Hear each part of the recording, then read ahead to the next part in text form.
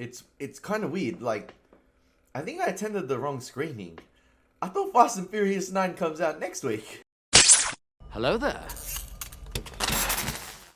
What's going on, guys? Welcome back to the channel. It's your boy Elie Moses, your 21-year-old law and film student here in Sydney, Australia, trying to make his way on the YouTube universe. So hopefully, my fellow chat pirates, my new pirates to the channel, can come along, join my crew as I make our way to the YouTube galaxy. I just came out of a Sydney premiere screening of the Hitman's Wife's Bodyguard. Damn, that is a handful to say.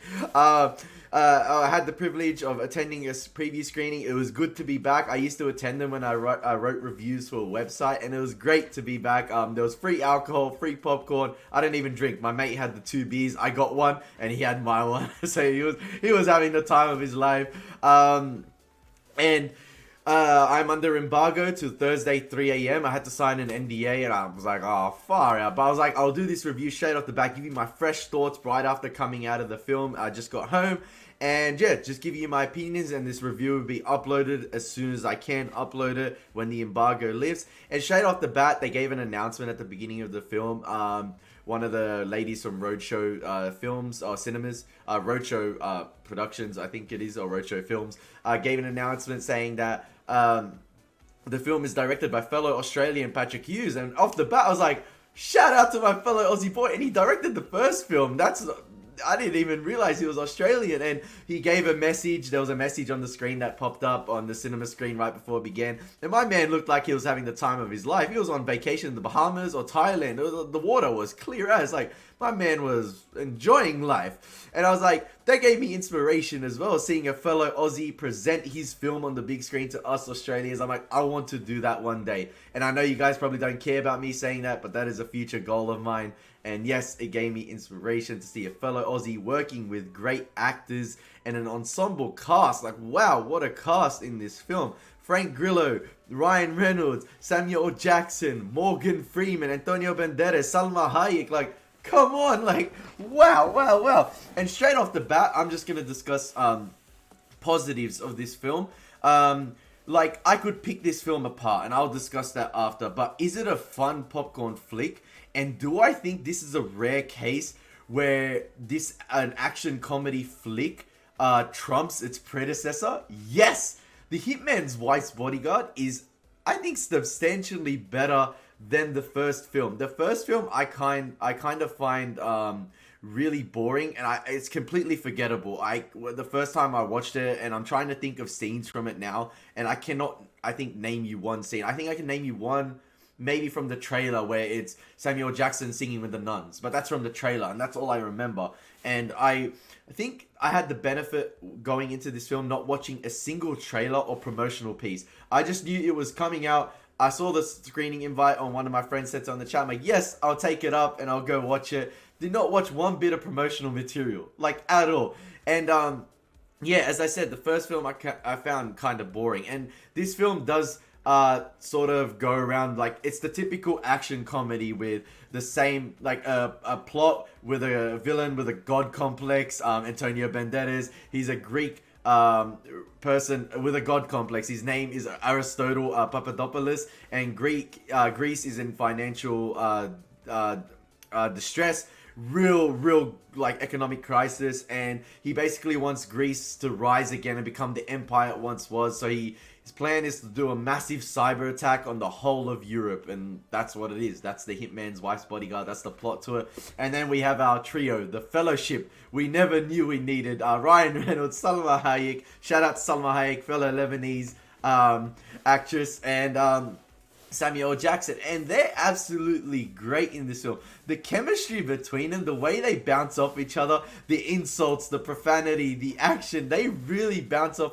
each other well. Like, the comedy is much better in this film, in my opinion. There was genuinely some laugh out loud moments, in particular one scene with Morgan Freeman and Samuel Jackson. Like, never would I thought I would have seen those two in a scene together, especially in this type of scene. I was just like laughing my head off. I think the comedy hit rate in this film, if that makes sense, is about 75 to 80%. It lands like most of the time. Like, there's running jokes included in this film that you would think would get old and they're just rehashing the same joke.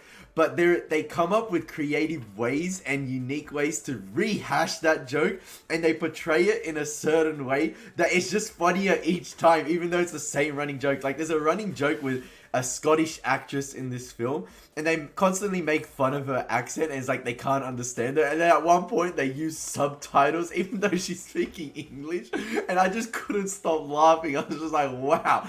Like, this film is completely self-aware. It knows what it is. Like, the action is bonkers. As I said in my intro, like, on my little quick comment at the beginning, Fast 9 has a new competitor for completely bonkers action. Like, this film is fast-paced, high action, some neat directing as well, and neat practical effects with the action. The green screen and CGI is a bit wonky in the third act. In particular, some, like, one explosion in the third act. But yeah, the action is pretty done well and well directed. Like, there's some fantastic and decent handheld, hand-to-hand combat work, like with the camera as well. It's all handheld, but it's like really done well. There's like little shaky cam to it, and you can completely tell what's going on. There's like very few cuts in some action sequences, in particular one in a nightclub, which was done really well. And Salma Hayek in the film is actually really great. She is a complete lunatic. Like, crazy is an understatement to describe her character. She's a complete nutcase, but she plays it off so well. And like, when paired with Samuel Jackson, like, I made a bet to my mate before we saw the film. I'm like, I hope Samuel Jackson says motherfucker one time in the film. And like, pardon me for swearing, motherfucker, he says it more than one time. It's like in every sentence. It was mental. I was like, and I don't like swearing, but I just gotta say it because it's Samuel Jackson and mother effer. It's like become a running meme.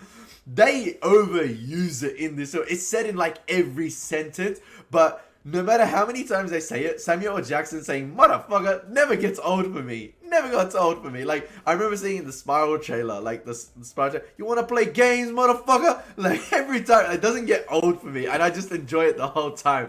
There's so many, what can I say? This film has like weirdly odd cuts to flashbacks, but the cutbacks are extremely more funny. Like, certain characters would ask questions like, wait, how did you get this? And then it cut to a flashback, and the flashback is just as funny when you realize how ludicrous the premise was for the flashback. And I'm just like, I had a great time watching The Hitman's Wife's Bodyguard. I'm really game for a trilogy. I'm really game to see another one of this film. And I have ideas for a title for the third film. I don't want to spoil it because of the ending. I'm just like, I thought it'd be funny. But yeah, as I said before, I completely could pick apart this film. Some of the editing is really poor. There's some really poor ADR in this film. And it became really noticeable at points where characters like are mimicking words, and it's not what's like being portrayed or being like put out of the speakers, and it's really poor ADR. Characters teleport, they transport across locations, even though like there's some like really great locations used in Italy and Croatia, but they teleport across locations without even a sense of time. Like, you could pick apart this film if you really wanted. Like, there's a Interpol subplot with Frank Grillo, who's absolutely having the time of his life in this film. Like, you could tell he's just completely hamming it down and having a blast on set. But there's a like subplot with this Interpol tracking down this villain as well, and they completely disappear like during the film for a little bit. And although the film gets off to a like high action packed start and it's explosive at the beginning, it's just under 2 hours, I believe an hour 56. It did feel longer than that, and I was actually really surprised because I was entertained throughout. But there's this big lull in the middle where, although there's like heaps of action sequences, you tend to think like, when's this gonna end? Like, it doesn't stop, and I'm just like, it felt longer than 2 hours of film. So I think the pacing could have been a little bit better. And yeah, as I said before, the editing was a really bit choppy at points in terms of like characters teleport on screen. And usually you have the usual henchmen of the villain who can't aim for crap. Like, I think there was like close to 6 figures in numbers of bullets shot in this film. And not one of them hit our lead characters once. Like, the henchmen cannot aim for crap. Like, our characters are in the open, and all from the power of a jump cut, like, they escape. It's just, it's like really self-aware, this film. Like, it knows what it is. It's a fun popcorn flick. Like Ryan Reynolds, although he does not play Deadpool in this film, or like has he's or he's not in like the red ass tight costume, the red spandex. He has Deadpool attributes and qualities and heroic qualities of Deadpool in this film, like completely. You gotta suspend your disbelief a lot in this film. Like some of it is like animated film, like you know when you see characters in animated films like in death situations where they completely fall from a skyscraper and they just have like little bruising. That happens in this film in terms of Ryan Reynolds' character. Like although he's not dressed in the red spandex, he has the qualities of the red spandex guy Deadpool, and I can tell you that, and you will see if you watch this film. But as well, I just want to mention Salma Hayek. Damn, you do not look 54 years old, or 52 years old, I believe. I think it's 52 or 54. I can't remember because, yeah, I did a quick Google search. Yeah, you are one beautiful woman. Damn, like, there is some revealing outfits with Salma Hayek in this film, and I couldn't help but simp. Even Ryan Reynolds was in on the action. If you see the film, you will understand what I mean. Couple motorboats in there. But yeah. Ryan Reynolds was right in there. I was like, oh man, why couldn't I beat him? But yeah. Surprisingly, I'm down to see this again with a group of friends just to see the reaction to some of the jokes. It's completely bonkers. It was such a fun time at the cinemas. And that's why, guys, the Hitman's Wife's Bodyguard gets the rank of Jedi Knight. Yes, solid action flick, fun time at the cinemas, definitely a fun time. There's blood, there's gore, there's profanity, there's jokes, there's crude humor, there's everything. There's everything. This film is not damned down by any like political agendas or nothing. Just does not give a crap. You're there to have a fun time, and it offers you a fun time. In fact, it's better than the first film. Not much high standards to beat, but yes, it is a fun time. And as always, guys, I'm surprised I kept this non-spoiler. It's been your boy, Elie Moses. Take care. God bless and peace.